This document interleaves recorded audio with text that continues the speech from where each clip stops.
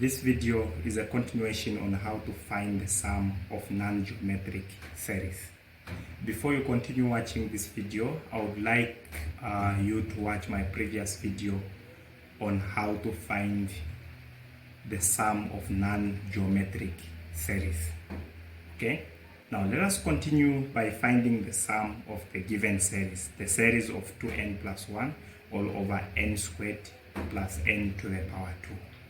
Okay, so for us to find the sum, the first step is to factorize our denominator.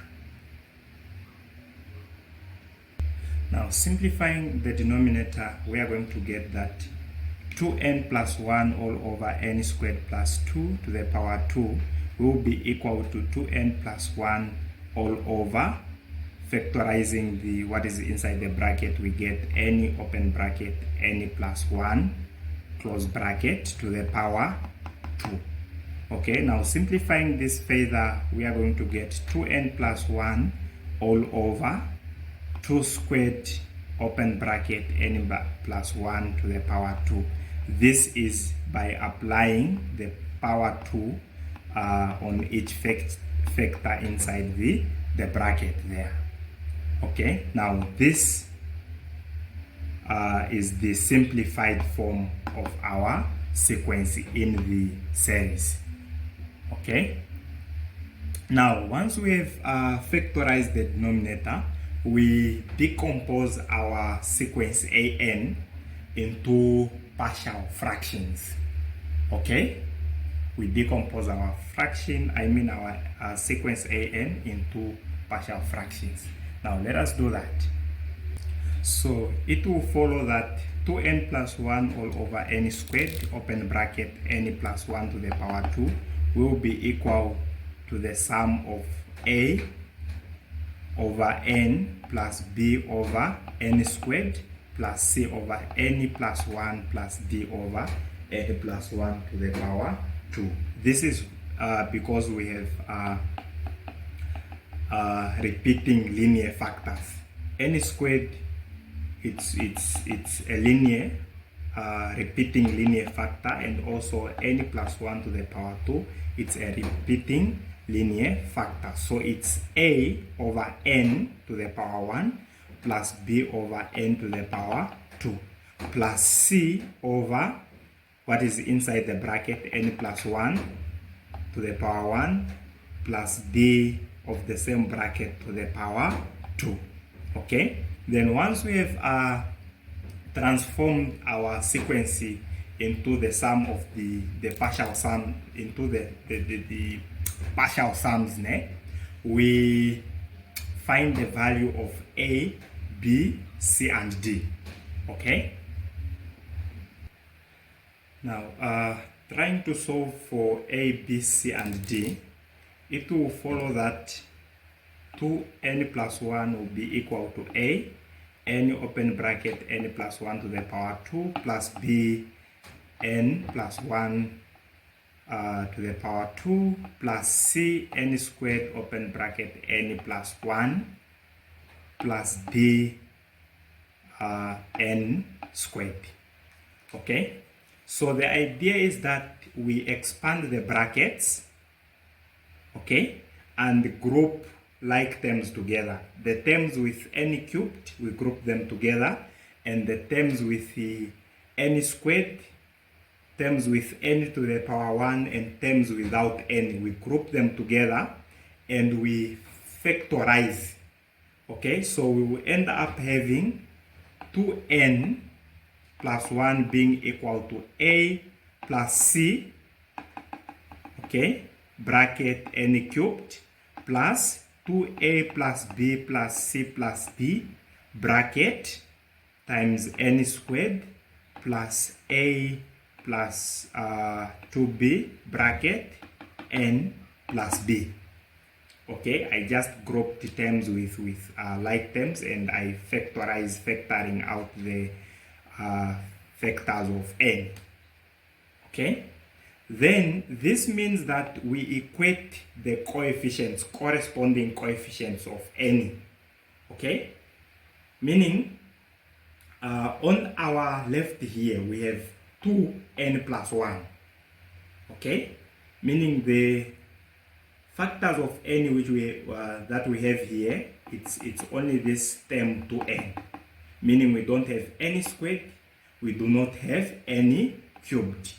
So meaning that the coefficients of any cubed, since we don't have any cubed here on our left, we equate them to 0. And also the coefficients of any squared, since we don't have any squared on our left, we equate the coefficients of any squared on our right to the, we equate them to 0. And the coefficients of any to the power 1, that is a plus 2b here, we will equate them to the coefficient of n to the power 1 on our left, which is 2. And the constants, the terms without n, that is b on our right, we equate it to the constants on our left, that is 1. Okay? So it will follow that. Now, equating the coefficients of the factors of n, we are going to get that a plus c is equal to 0, 2a plus b plus c plus d is equals to 0, a plus 2b is equals to 2, and b is equal to 1. Now, simplifying these linear equations, we get that b is 1. Now, solving for a, because we are told that a plus 2b is 2, wherever there is b, we put 1, we get that a is 2 minus 2, that is 0. Okay? Solving for c, since a is 0, 0 plus c is equals to 0, meaning that c is also 0. Now, solving for d, we use this one. We are told that 2a plus b plus c plus d is equal to 0. 2a is 0, so this one will be out. B is 1, c is 0. So it's 1 plus b, which is equals to 0, meaning that d is negative 1. Yes, I don't know if we are together on that one, but yeah, it's partial fractions, guys, basic mathematics. So there is nothing much. 2n plus 1 all over n squared plus n to the power 2 will now be equal to 0, since a is 0, 0 over n plus 1 over n squared, b is 1, plus 0 over n plus 1, such that c is 0, plus negative 1 over n plus 1 to the power 2. Now, simplifying this, we will get 0 plus 1 over n squared plus 0 minus 1 over n plus 1 to the power 2. Okay, now this tells us that 2n plus 1 all over n squared plus n to the power 2 is equal to the summation of 1 over n squared minus 1 over n plus 1 to the power negative 2. Okay, now this is what we use to find the partial sum of the given series. Now this means that the sum where n is 1, it's the summation.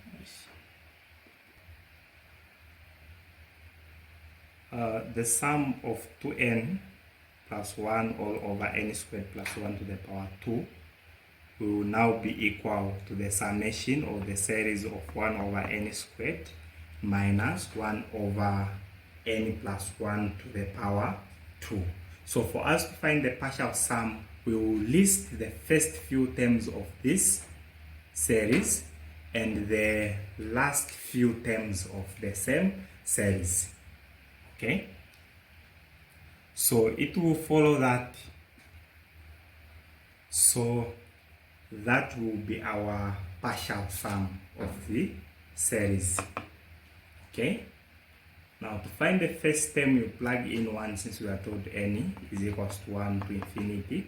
So you plug in 1 over 1 squared is 1, minus 1 over 1 plus 1, which is 1 minus 1 over 2 squared, plus 1 over 2 squared minus 1 over 3 squared, plus 1 over 3 squared minus 1 over 4 squared, just like that.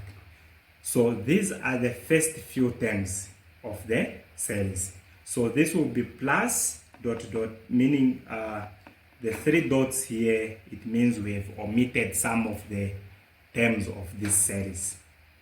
Okay, because it's an infinite series, meaning we can not list all of the terms. Then plus, you see that I have showed this is 1, 2, 3, the last 3 terms, but if you want, you can show the last 4 or the last 2 terms of the given series. Okay, so this is the idea that before we get to the last term, okay, before we get to n, my markers are done. Now before we get to n, so what I'm trying to say is that before we get to n, we will we'll first get to n minus 1, and before we get to n minus 1, we'll get n minus 2. So these are the factors which you have to plug in there. Okay, so plugging in n minus 2 on n, we'll get 1 over n minus 2 squared minus 1 over n minus 1. As minus 2 plus 1, we get minus 1 to the power 2, plus that until you reach the last term. Now when you observe our partial sum there, you'll see that once we simplify it, some of the terms will cancel out. Okay, and that is what we call telescoping sum. Okay, so you'll see that negative 1 over 2 squared will reduce with positive 1 over 2 squared, and negative 1 over 3 squared will cancel out with positive 1 over 3 squared, just like that. Okay, now let us do that. Okay, so all the terms will cancel out, will reduce to 0, except the first term, apart from the first term and the last term. Okay, so this means that our partial sum Sn will be equal to the first term 1 minus the last term, which is 1 all over n plus 1 to the power 2. Okay, now for us to find the sum of the series, it means that we apply the limit as n goes to positive infinity of Sn, which will give us the limit as n goes to positive infinity of 1 minus 1 over n plus 1 to the power 2. Okay, now applying the limit as n goes to positive infinity, you will see that this term,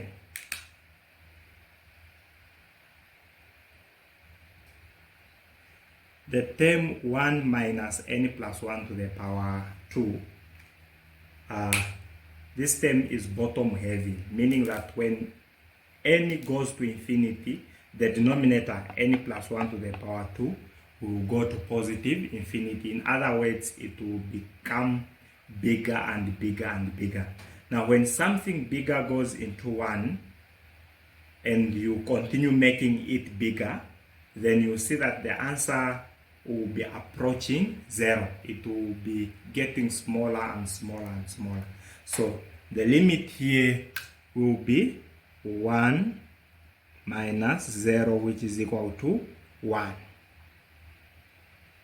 Okay, now this means that 1 is the sum for the given series. So that is how you find sums of non-geometric series. Okay, if you find this video helpful, educative, please share it with your friends, and also like the video and subscribe to my YouTube channel for more videos. Thank you.